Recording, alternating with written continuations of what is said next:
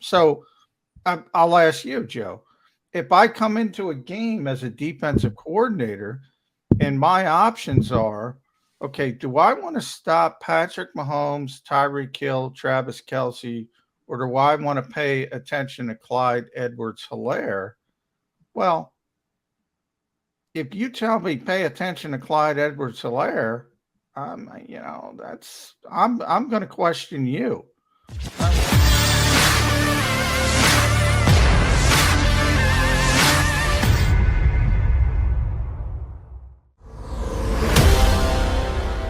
At Stateside Vodka, every new customer gets the world's best rocks glass, free.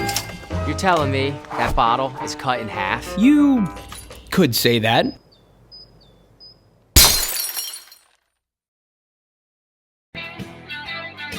Football 24/7 across the JAKIB Media YouTube channel. Back in the chair with NFL insider John McMullen, all presented by Stateside Vodka. Remember to use that promo code JAKIB. Use it on the statesidevodka.com website. Get 15% off a 1-liter bottle of Stateside Vodka. And if you're in Pennsylvania, they'll deliver it right to your front door. Welcome in, everyone. Thanks for tuning in and being a part of Football 24/7 with John McMullen. John, I welcome you in here on a Tuesday. You've had plenty of time to digest what you watched and witnessed live on Sunday. You've had plenty of time prior to this edition of Football 24/7 to talk about it on Birds 24/7, in Sports Illustrated, on Philly Mag, all over the place. You've had plenty of time to really dive into or write about what you saw. And before we get into coordinator day today, let me just get some initial thoughts from you, because as we come on, I'm looking at the 2021 football schedule, and all of a sudden, John, I'm not seeing any relief in sight until November 28th when they go up the turnpike to take on the Giants. Now, I could be wrong, and I hope I'm wrong. With that, I'll start with you. Yeah, I mean, well, number one, you can't look ahead. I mean, every NFL coach will tell you that you got to compartmentalize from week to week. But when you start looking at the schedule ahead, and I will say this, and I told Jody McDonald this earlier today, we all knew on paper the first half of the schedule was more difficult than the second half, and it still shakes out that way. But there are games you thought maybe were winnable, as you know, if things went well for the Eagles.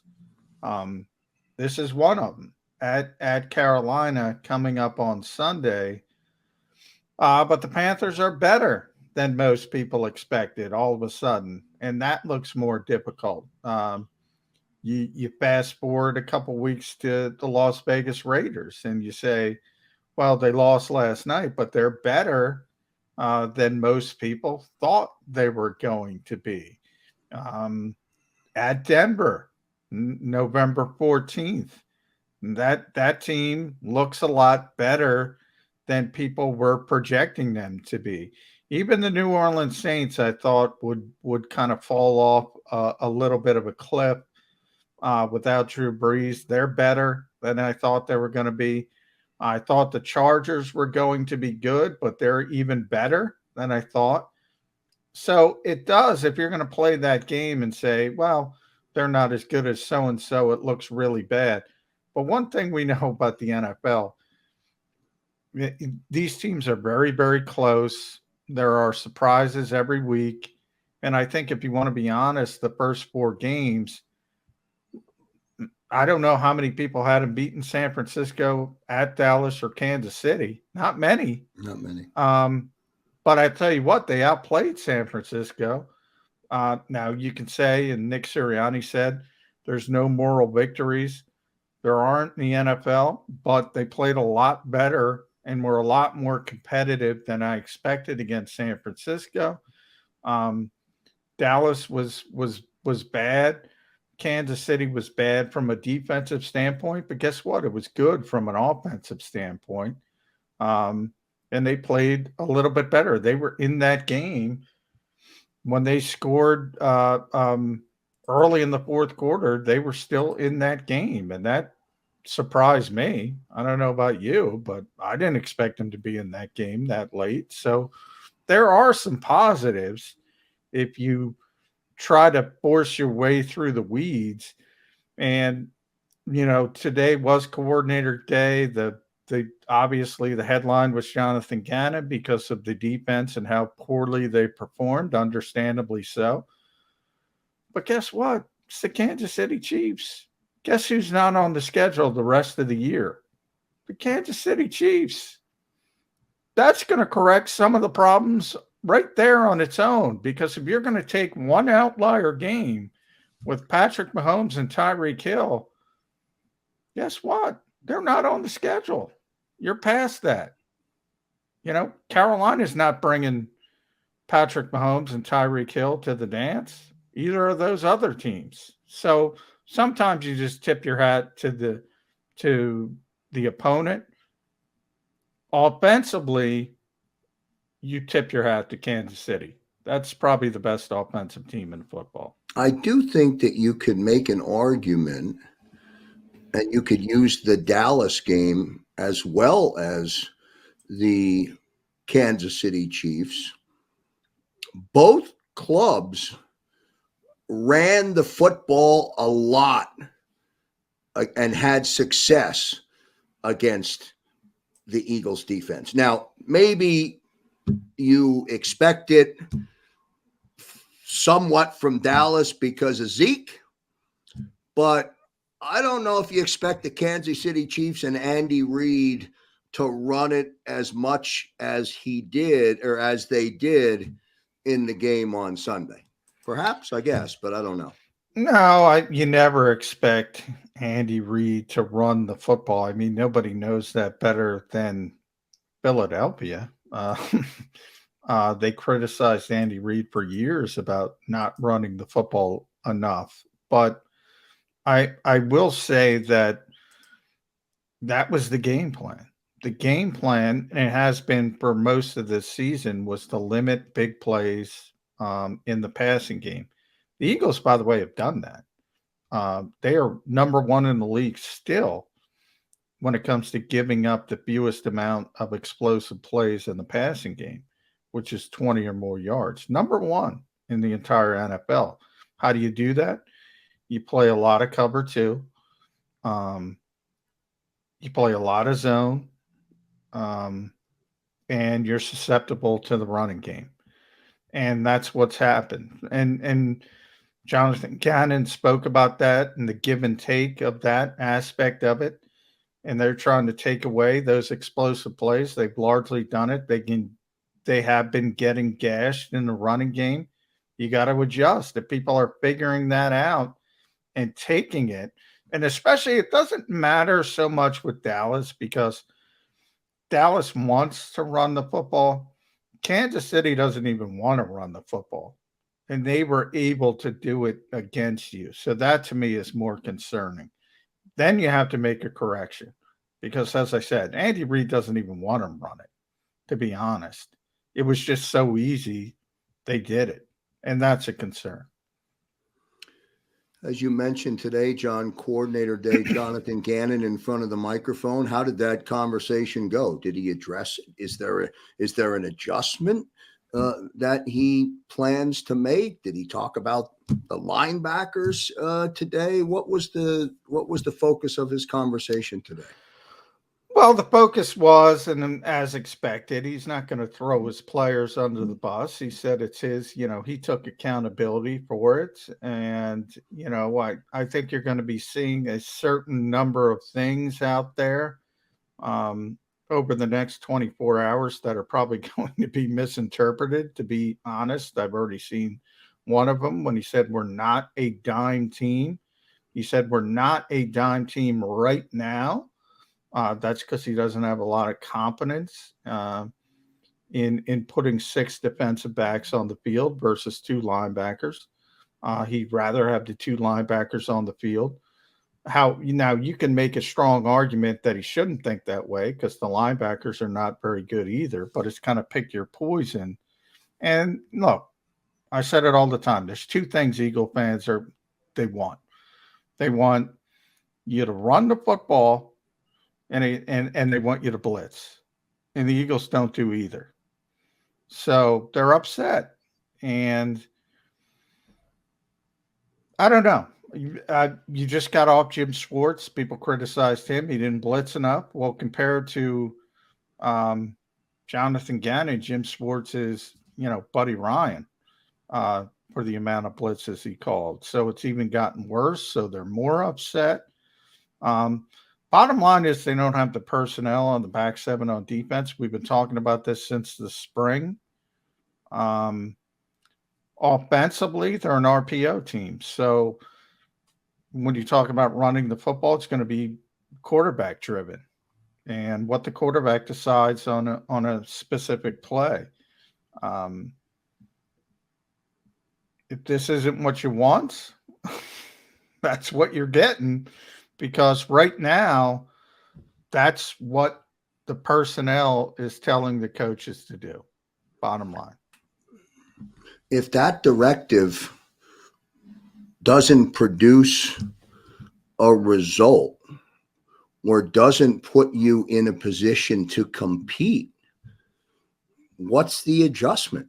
What's Jonathon Gannon's adjustment to getting, the ball run down his throat on defense by the Kansas City Chiefs? What's the adjustment that should be made in the game?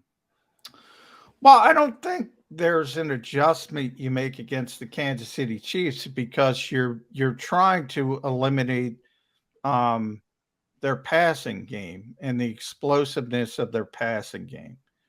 Now, as you go into Carolina, a little bit less. They've been playing well. Sam Darnold's having a good season for Sam Darnold, but he's not Patrick Mahomes. DJ Moore, Philadelphia kid, is having a good season, but he's not Tyreek Hill. So you don't have as much concern. Not that they're not good players, but they're not superstar players. You just got off playing superstar players. So I'll ask you, Joe, if I come into a game as a defensive coordinator and my options are, okay, do I want to stop Patrick Mahomes, Tyreek Hill, Travis Kelce, or do I want to pay attention to Clyde Edwards-Helaire? Well, if you tell me pay attention to Clyde Edwards-Helaire, I'm going to question you. I'm going to say, no offense.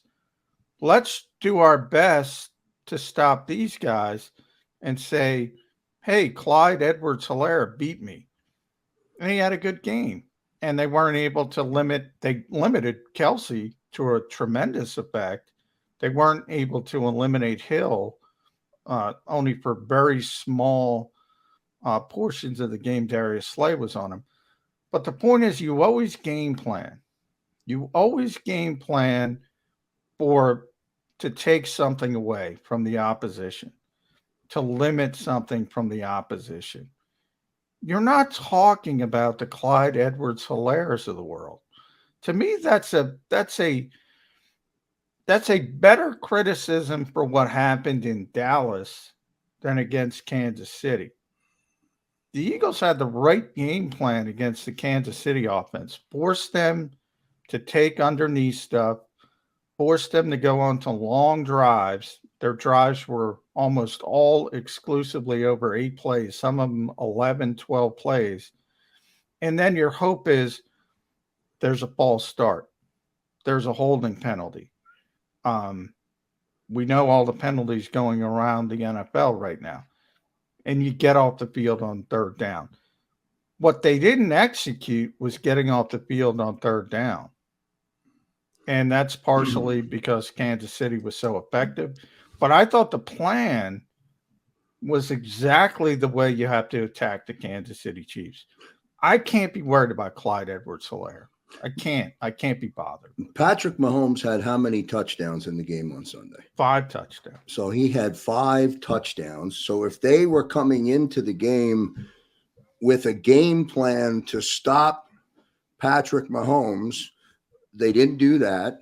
If they were coming into the game on Sunday to stop Kansas City from moving the football, they didn't do that, with the exception of the one stop when Kansas City came out to start the second half on that opening possession of the third quarter, which, by the way, I thought that was a great stop. That was a big stop and a timely stop to get. But if they didn't have success on the game plan coming in, and then 48 hours later, Jonathon Gannon doesn't necessarily have an answer to what he has, does that mean, John, that it is what it is? I mean, I don't understand it. I'm just trying to figure it out. Well, again, I think you have to realize who the opponent is. And I think not enough people are putting stock in the opponent. Again, you're talking, if Patrick Mahomes isn't the best quarterback in the world, he's in the conversation with Aaron Rodgers. That's it. They're 1-2 or 2-1, however you want to go. And then everybody else goes down from there. Tyreek Hill, if he's not the most explosive player in the league, I don't know who is. You're not basing Tyreek Hill this week. You know, you're basing the top offense in the NFL. There was a small margin of error coming in, and when the Eagles did have opportunities to make stops, whether it was Josh Sweat jumping off sides, turning a 3rd and long into a 3rd and short, little things like that, they're not making the plays. They're not getting off the field. It's fine to criticize them. They didn't play well. Jonathon Gannon was the first one to say that. I guess my point is to extrapolate that out to they're going to have these same problems against Carolina and moving forward, take Tampa Bay out of the equation because they're explosive as well. But, the Detroits of the world, the Las Vegases of the world, it doesn't compute to me. They're not bringing the same talent to the table. So if you do give up 6 of 7 touchdowns and 7 drives to the Detroit Lions, well, get back to me. Then you got big problems. Right. The fact that it was Kansas City alleviates it at least a little bit. Not trying to excuse it. You want to play better. You should do better. Michael Clay said today he had never been in a game without a punt. Well, guess what? The Eagles didn't punt either. They played pretty well offensively as well. You want to do better, but I guess I would ask fans, okay, come back to me with a plan to stop these players with the players the Eagles have at their disposal on the defensive side of the football. What are you going to do? Stop Tyreek Hill. How am I stopping Tyreek Hill with what the Eagles are throwing at the Chiefs? And if the answer is the blitz, well, instead of 12 play drives, you got Tyreek Hill going for 80. That's the only difference. Football 24/7 with NFL insider John McMullen across the JAKIB Media YouTube channel, all presented by Stateside Vodka. John McMullen's deep dive, as well as conversation about Coordinator Day today. Jonathon Gannon spoke. Shane Steichen spoke. I know you mentioned that term, John, moral victory, and head coach Nick Sirianni doesn't believe in moral victories, but I do think from what I was able to see, don't know if this is accurate, this is just observation from outside of being inside, on the screen, listening in the press conference, listening in the day after on the flagship radio station WIP. Nick was pleased with his offense in this game compared to coming out of the disaster that was Monday night. I don't know if that means anything, but he was pleased with the offense. So at one point during the game, I think the fans were chanting, run the ball, right? Whatever, they were chanting that. Miles Sanders, the home run hitter on offense, didn't run the ball that much, didn't touch the ball that much. Now, I don't know what that means. I'm just pointing it out to solicit an opinion from you about it. Did they do better on offense? They did. They, as you said, they didn't punt the football and they scored some points. I just don't know why. I'm happy they did. I just don't know why. Well, they piled up 461 yards of total offense and they scored 30 points. Now, some of it was garbage time at the end of the game. The last touchdown, certainly, Jalen Hurts threw for 387 yards, which is a career high. Devontae Smith goes over 100 yards for the first time. Kenny Gainwell. See, here's what I think. Miles was ineffective when he did carry the ball. He had 7 carries for 13 yards. So you saw one of the issues that I've been talking about forever, trying to bounce everything outside, trying to hit that home run instead of taking what's there, instead of taking the 4 or 5 yards that it's blocked for, trying to bounce it outside, trying to hit the home run. So that still is a problem for Miles Sanders. But the bigger issue that people don't understand, and they got to get used to it, RPOs. That's what this offense is. As long as Jalen Hurts is here, that's going to be this offense. And a run-pass option means you read the player that's unblocked, whether it's a defensive end, a linebacker, and depending on what that player does, you either give the football to the running back, you can pull it out, you can throw it, or the quarterback can keep it. The Eagles' running attack as a whole has been pretty effective, again, in the context of the entire league. But a lot of that is due to Jalen Hurts. And he, again, led the team in rushing. And he leads the team in rushing on the year. And that's the way it's going to be. That's the way this offense is going to work because it is an RPO offense. And now you add into it, look, they're behind. They're behind. So Kenny Gainwell's in the game because he's the better receiver. And by the way, he played very well. So they made the right decision there. So again, if the Eagles are up 2 scores in Carolina next week in the third quarter, you're going to see more runs to Miles Sanders. That's it. It has to do with the type of game you're playing, the type of game you're in. And the Eagles have been in games where they got blown out in Dallas and they're getting beat soundly by the Chiefs in the second half of games. So you're trying to catch up. You're trying to throw the football. It's as simple as that. We'll see what happens on Sunday. I know you had Carolina tight end Colin Thompson on with you and Jody Mack this morning on Birds 365. I'm so sorry I didn't get a chance to eavesdrop into that show. Great that Colin was able to jump on. I know you've got a good relationship with CT, and it was nice to have him on the show. He knows his head coach. He's in, if you fast forward Nick Sirianni to 2022, that's where Matt Rule was a year ago. So, and all of a sudden, Carolina is better than expected, at least for now, at least in the early part of the game. They ended up losing to Dallas, but they had them on the ropes at one point. They were right in that football game. What did you learn from Colin on Birds 365 today, Johnny Mack? Anything? I'm sure he didn't talk about the game plan, but no, he didn't give. I asked for the state secrets, but I didn't get them. Yeah, right. Colin's too smart to give that kind of stuff up. But I was interested. to talk to him because Matt Rule's a second-year head coach.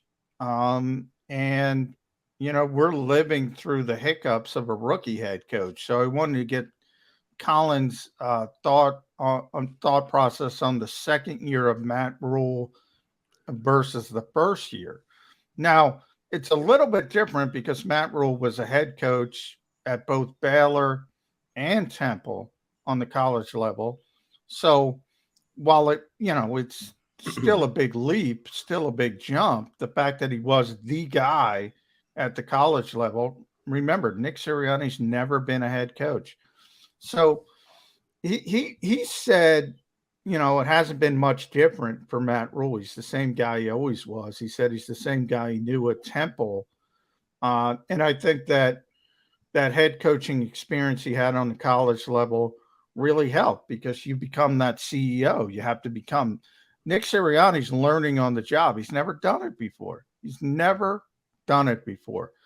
And I talked about the defense, and I talked about it with Jonathon Gannon today. They got in a situation in the red zone, a play that upset a lot of people, and it should. Andy Reid and Jonathon Gannon admitted this today, came up with a great play structure, and got Tyreek Hill. Tyreek Hill, who I just talked about, the most explosive wide receiver in the NFL, one-on-one with Eric Wilson in the red zone, who's a linebacker. That's not acceptable. So I asked Jonathon Gannon, I said, what do you do in that situation when you see that developing? And you see, okay, Andy's got me. And it ended, as you might expect, with a Tyreek Hill touchdown because Eric Wilson, it's not his fault. Cornerbacks can't keep up with Tyreek Hill. What do you do as a defensive coordinator? What do you do as a head coach? I said, do you call timeout? And Jonathon Gannon, I can't call timeout. That's the head coach. So when you talk about he's an offensive-minded head coach, but you got to be a CEO on game day. It's really, really difficult. And if you see something like that and say, ooh, they got Tyreek Hill matched up with a linebacker, you might want to run down and call timeout and get things fixed. Sort of these little hiccups that you learn on the job. Nick Sirianni might have been thinking about the next time he gets the ball, thinking about the next play call. But his job is more than being the play caller.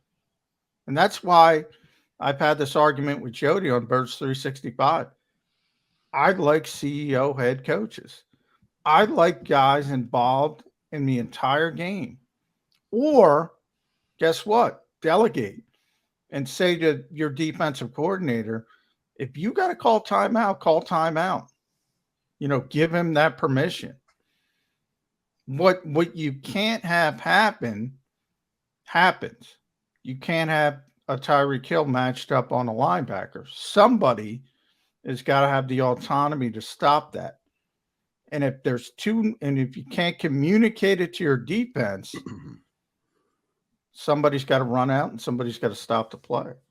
John, does that happen with Nick? Does he have conversation with Jonathon Gannon during the game? I mean, I assume he's supposed to, but to your point, and to use your example, and if Jonathon Gannon is saying, hey, that's not my job, I can't, I'm not, I don't know if he said it this way, but basically I'm not authorized to call the timeout.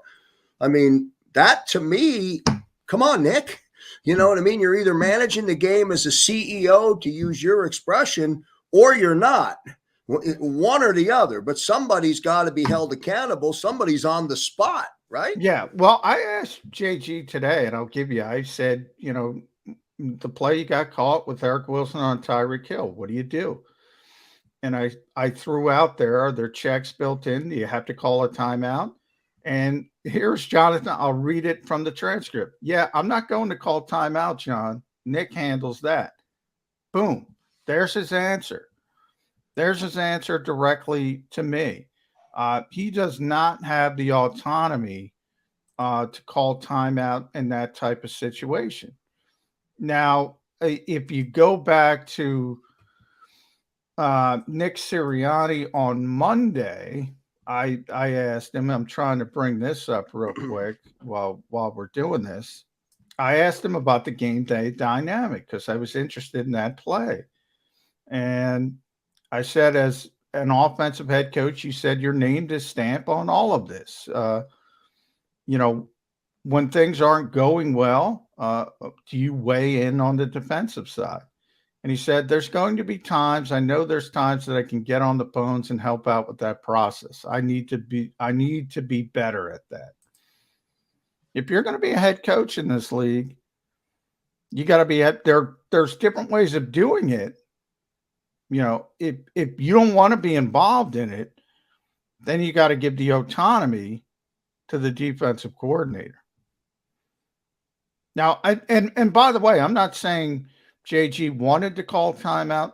JG would have called timeout in that situation, but his answer was his answer. And he doesn't have the autonomy to do it. So if he doesn't have the autonomy to do it, Nick's got to have his head in the game when that kind of stuff is going on. Fascinating. Great stuff from NFL insider John McMullen here on our Tuesday edition of Football 24/7 across the JAKIB Media YouTube channel. Don't forget to continue to like, share, and subscribe as we continue to grow. Our September numbers are in, and they were fantastic. So I want to thank everybody for tuning in to Birds 365 with Jody Mack and Johnny Mack, and give Jeff Kerr a shout out for doing yeoman's work when you're down at the stadium, Johnny Mack. And then, of course, the middle, and then the National Football Show with Dan Sileo as well. One last thought before I say goodnight to you. I want to ask you, and I had this conversation with Dan Sileo on Sunday night after the game. We did an abbreviated version of the post game show, and I had a chance to go one-on-one with Dan Sileo, as you know, played in the league, in defense, been around a lot of great coaches. He understands the game. And I asked him about the penalties. How do you fix them, John? How do how are they corrected? Or, there's always going to be penalties. I almost feel like you always say you can't legislate injuries. I almost feel like you can't legislate penalties either. Now that may be an extreme statement, but there's a lot. At key parts or key moments in the game, and I just wonder if that will always be. Well, the league is over legislated, and they have a lot of point of emphasis. So there are I put them in different categories. The stuff you can clean up are the pre-snap penalties, the false starts, the offsides. That stuff is discipline. That is the stuff you should be able to clean up. The Eagles have been particularly hurt by the illegal man downfield penalties. That's because they're an RPO team. And that's a point of emphasis. And we were talking to Barrett Brooks about this on Birds 365, an offensive lineman, an NFL offensive lineman. Said, look, when it's an RPO as an offensive lineman, you're blocking for a running play. That's what you're doing. You're firing off the football. And sometimes you're supposed to get to the second level. So it's the quarterback's job to get the football out. If it's going to be a pass, you got to have the football out on time. Otherwise, the offensive lineman's going to have his hand in the cookie jar, and he's going to get called for a legal man downfield. That's what happened to Andre Dillard. And to Nick Sirianni's credit, he said that wasn't Andre's fault. That's what he's taught to do. The timing was off. To J.J. Arcega-Whiteside on the offensive pass interference that nullified the Zach Ertz touchdown, that's a rub route that everybody in this league runs. You got to do it with subtlety. You can't extend your arms. If you extend those arms, they're going to flag it every time. Right. So while people are upset about it, Jason Kelsey was upset, Nick was upset. After the game, Nick said they got a tough job. The officials, they called it whether you agree with it or not, yeah, it might be ticky-tack, but those are the kind of things that they're going to call. So the only things I can say, and Derek Barnett hit a superstar quarterback low, and he has a reputation as a dirty player. Flags coming every time, every single time. I don't know. There's no teachable aspect. That's a guy who's already got a reputation playing against a superstar. They're going to throw the flag. The stuff you can clean up, false starts, offsides. So when you see those, then get angry at the players. Good stuff tonight from John McMullen on this edition of Football 24/7, all presented by Stateside Vodka. Again, go to statesidevodka.com. Use that key phrase JAKIB. Get 15% off a 1 liter bottle of Stateside Vodka. People were ordering on Saturday leading into the game on Sunday. People were ordering more on Sunday following the game on Sunday. We'll see what they do this week against Carolina. Johnny Mac, your team goes back to work tomorrow, I guess, right? Or what's the rest of the week look like? Jeff Kerr in for me tomorrow. I'll be on at the top of the show because I got to get COVID testing, and then I'll be back in the co-hosting chair on Thursday. So I'll be on tomorrow. Clark Judge will be on. I'll be on as a guest. Clark Judge will be on in the 9 o'clock hour. And the team is back to work tomorrow, right? Team is back to work, full practice, Wednesday practice, the big practice of the week, the big day of the week. Do you expect to get an update on Lane Johnson tomorrow? I do. I expected to get an update on Monday, to be honest. I mean, the Eagles have to understand they're going to keep getting the question until they give us some clarification. Now, if it's a personal matter they don't want to discuss, that's fine.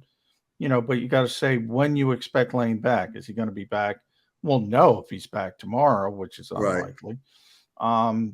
We'll see on the practice field. If they put some kind of time frame on it, that will lessen some of the things. Sometimes I wonder why we talk about shooting themselves in the foot on the field. Sometimes I wonder why they shoot themselves in the foot off the field. A simple clarification would, stymie some of the conspiracy theories, shall we say. Yeah. And it'll stop the question. On to the next question. All right, good stuff from John McMullen here on the JAKIB Media YouTube channel. Johnny Mac, great stuff, man. Great insight. Love it. Appreciate it. We'll talk to you tomorrow night. Great stuff, brother. Thanks, Russell. All right, good stuff. See you.